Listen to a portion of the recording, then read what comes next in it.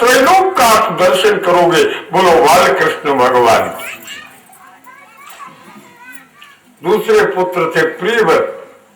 5वां स्कंद प्रारंभ होता है। प्रियव्रत के अग्निद्र हुए, अग्निद्र के नाभि हुए और नाभि के पुत्र ऋषभ हुए। बोलो बाल कृष्ण भगवान की। ये ज्ञानी थे। प्रियव्रत गृहस्थ थे। घर में रह करके ही भगवान को प्राप्त करो। प्रियव्रत घर में ही रहे, लेकिन भरत जी महाराज घर छोड़ के जंगल गए। जंगल में भी वो फंस गए। बड़े पिदोषा प्रभांत रागिणा। मन में भी तमाम दोष रहते हैं और घर में भी दोष रहते हैं। इन दोषों से जो अलग रह करके भगवान का ध्यान चिंतन करता है, वही भगवान का भक्त होता है। दोस्त तो सब जगह आपको मिलेगा ही। जंगल जाने के पहले आपको दोषों का निवृत्ति करनी होगी। अगर राग होगा तो जंगल जाके भी वह अपना आश्रम मठ मंदिर बनाएगा। हो गया वो व्यापारी साधु, तो संत रहेगा ही नहीं। ऋषभ देव जी ने कोई आश्रम मठ मंदिर नहीं बनाया। वो तो वेदांत के ज्ञान के स्वरूप थे। उन्होंने उपदेश दिया, अरे साथियों, नृदय माध्यम सुलभम सुदुर्लभम। ये शरीर जो आपको मिला है, ये देवताओं को नहीं मिला। देवता इसके लिए तरसते हैं। वो कहते हैं, हे प्रभु, एक बार तो हमें मनुष्य बना दो। लेकिन उनको नहीं मिला है शरीर जो आपको मिल गया है। सुलभम सुदुर्लभम, देवताओं के लिए दुर्लभ है जो आपको सुलभ हुआ है। गुरु कर्णधारम, इस शरीर में आकर के अपना अगर आपने गुरु नहीं खोजा और उस गुरु के द्वारा अपनी नाव पार नहीं लगाई, तो बोले स आत्महा, वो अपने आप अपनी हत्या करता है। गुरु का अर्थ जानते हैं आप लोग? गुरु शब्द का अर्थ है अंधकार से प्रकाश की ओर ले जाना। ले जाए वो तुम्हारा गुरु है। लेकिन गुरु के महत्व को लोग नहीं समझते। गुरु है, स्वामी जी मोर पास खेती कम हुए, ऐसे कृपा कर दो कि 10-5 एकड़ और बढ़ जाए। बोलो बाल कृष्ण भगवान। स्वामी जी मोरे कोठन बेटा बेटी नहीं है, ऐसे कृपा कर दो कि बेटा बेटी हो जाए। तो बताओ, ये नाशवंत पदार्थों को आप कब तक मांगते रहोगे? इसको भीख मांगना कहते हैं। कब तक आप भीख मांगोगे? और भीख भी अगर मांगना ही है तो ऐसी चीज मांगो जो तुम्हारे साथ हमेशा रहे, जो छूट जाए। अगर वो मिल भी गया तो छूट जाने वाली चीज से पाने से लाभ क्या हुआ? आज मिला कल छूट गया, उससे कोई लाभ हुआ? भाई सारा काम तो लाभ के लिए करते हो ना। तो ये संसार की वस्तु तुम्हें कब तक लाभ देगी? मैं ये पूछता हूं। इससे दुख के सिवाय कुछ नहीं मिलेगा। भागवत के सिद्धांतों का विचार करो। भागवत तो तुम्हें सुखी करने के लिए, जिसको जो कुछ मिला है उसमें खुश रहो, जिसको नहीं मिला वहां भी खुश रहे, प्रसन्न रहे। यही भक्त है। दूसरे को देख करके दुखी नहीं होना है। उसके पास तो ये है, वो है, ऐसा है, वैसा है, वो कभी भगवान का प्यारा नहीं होगा। इतना सुंदर शरीर आपको मिल गया है, भजन कर लो, गुरु जैसे बन जाओ, अपने फैले हुए विचारों को एक जगह लगा लो, एक जगह आ जाओ। उन्नति आपके हाथ में है। चल जाए और कल हमसे कुर्सी छीन जाए तो ये उन्नति थोड़ा है। आज तो सरपंच बन गए और कल 5 वर्ष बाद फिर आगे भाई जमीन में खुमान, कहां उन्नति हुई। मेरा कहने का मतलब ये है, संसार में जो कुछ मिलेगा मेरे भैया, जग में जो कुछ तुम पाओगे, जग में जो कुछ तुम पाओगे, सब यही छोड़कर जाओगे। राजा लोग अपना रजवाड़ा ले गए, किला अपना ले गए, लक्ष्मी धन ले गए, फिर कार छोड़ गए। तो जग में जो कुछ तुम पाओगे, सब यही छोड़कर जाओगे।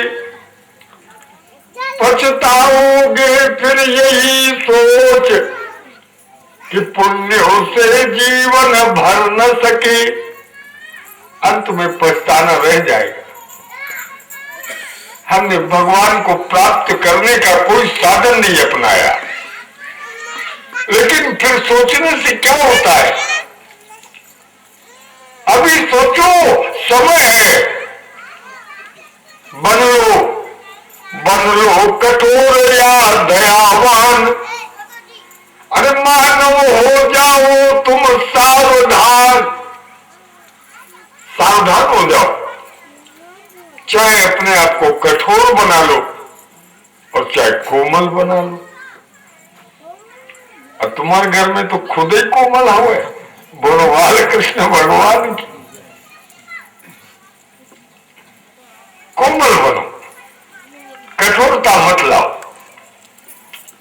भगवान के पास चलना है अपने को, ऐसा निश्चित। और उसके लिए ज्ञान मार्ग का उपदेश ऋषभ देव करते हैं। अग्नि लग गई, शरीर जल रहा है, लेकिन उनको परवाह नहीं है। मैं शरीर नहीं हूं, ये अयम आत्मा, मैं आत्मा हूं। अहम ब्रह्मास्मि, मैं ब्रह्म हूं। बोलो ये ज्ञान आपके पास टिकेगा? शरीर जल रहा है। अगर आग चूल्हा जलाते समय एक भी कोयला की जलती आग कहीं हाथ पैर में पड़ गई, ओ मैं तो जल गया। इसी शरीर के मोह में फंस गया है। हमारा शरीर जलेगा तो हमको दुख होगा। हम साड़ी पहने हैं और ये साड़ी अगर हमारी जल जाएगी, नहीं, वो तो स्वामी जी के जले, मोर थोड़ा जले है। और अगर तुम्हारी कहीं साड़ी जल गई तब कैसा करोगे? रोगे ना? बोलो बाल कृष्ण भगवान। तो रोगे क्यों? ये मोर हवा और तो स्वामी जी के हवा। स्वामी जी के चोट लग गए, कोई बात ठीक हो जाए महाराज, और तुम्हारे लगे तब अब बड़ दर्द है। स्वामी जी नहीं ठीक हो तुम्हें, कैसे? ये मोर चोट हवे ना, ये तो स्वामी जी के जैसे। बड़ा विचित्र समय है। भागवत तो दूध का दूध और पानी का पानी करता है। शरीर परमात्मा का है, इसका मोह छोड़ो। देखो, संकल्प करके देखो, तुम्हारा जीवन कितना उठ जाएगा। अपने आप ही तरक्की में आ जाओगे। और जब तक मोह में फंसे रहोगे, बात नहीं बनेगी। ऋषभदेव जी ने मोह का त्याग किया है। न शरीर का मोह है, न धन का, न मकान का, न दुकान, कोई चीज का नहीं। ऐसे परम त्यागी ये कौन है? ये आम ब्रह्मास्मि अद्वैतवादी संत है। लेकिन ये सबसे नहीं बनेगा, आप लोग नहीं छोड़ पाओगे, मैं जानता हूं। इसीलिए भक्ति का कथा इसके बाद ही कही गई है। ज्ञान मार्ग थोड़ा कठिन है, सब लोग इससे जा पाओ भगवान के पास बहुत दुस्तर है। इन्हीं के पुत्र हुए महाराज भरत, ये भक्त है। अब भक्ति में सेवा करना है, तन से, मन से, धन से, तीनों से सेवा करना है। सेवा का नाम भक्ति है। घर की करो, परिवार की करो, गांव की करो, जो भी हो, सबकी सेवा करना ही तो भक्ति है। बोलो बाल कृष्ण भगवान। भक्ति का मतलब केवल माला जप नहीं है, भक्ति का अर्थ है सेवा। दीनों की, दुखियों की सेवा करो, उनकी सहायता करो, भगवान खुश हो जाएंगे। क्योंकि सब में वही व्यापक है। जो असहाय, लंगड़े, लूले हैं, जो चल नहीं पाते, जो अंधे हैं, जो किसी तरह से कुछ देख नहीं पाते, अंधों की लाठी बन करके मुक्ति का द्वार दिखाओ तुम। अंधों की लकड़ी पकड़ लो, कुआं में गिरने से बचा दो, मंदिर पहुंचा दो। बोलो बाल कृष्ण भगवान। जो भूखा है उसे आत्म तृप्ति करा दो, भोजन करा दो। मैं सच कहता हूं, भगवान को आपको खोजना नहीं पड़ेगा, भगवान स्वयं तुम्हारे पास आ जाएंगे। लेकिन दीन दुखियों पर दया, अभिमानी, रोजगारी, बदमाशों की सेवा नहीं करना है। और किसी दलाल बदमाश की सेवा की, वो तो सोचेंगे अच्छा बेवकूफ फंस गया है, फंसाओ ठगो, ऐसा कहेंगे। लेकिन अनाथों की सेवा करो, दीनों की सेवा करो। भगवान दीनानाथ है।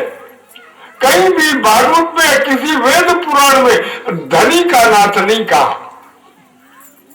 भगवान अनाथों के नाथ, दीन बंधु है, दया के सिंधु है, अब करुणा वरुणालय है, उनकी शरण में चलो। महाराज भरत जी को ऐसा लगा कि मैं घर में हूं, राज्य कर रहा हूं, वैराग्य हुआ, सब त्याग दिया, जंगल चले गए। पास में ही आपके नेपाल है, नेपाल और हिंदुस्तान के बालगर में वहां गंडकी नदी है। उस जंगल में नदी के किनारे रह गए। एक दिन की बात है, सदा सावधान रहो, बाधाएं तो कहीं भी आएगी, जंगल में भी बाधा आई गई। एक शेर जोर से दहाड़ा, चिल्लाया, मरगी एक गर्भवती थी, डर गई बेचारी। शेर की आवाज सुनकर वो जो भगी, प्राण बचाया और नदी में छलांग लगा दिया।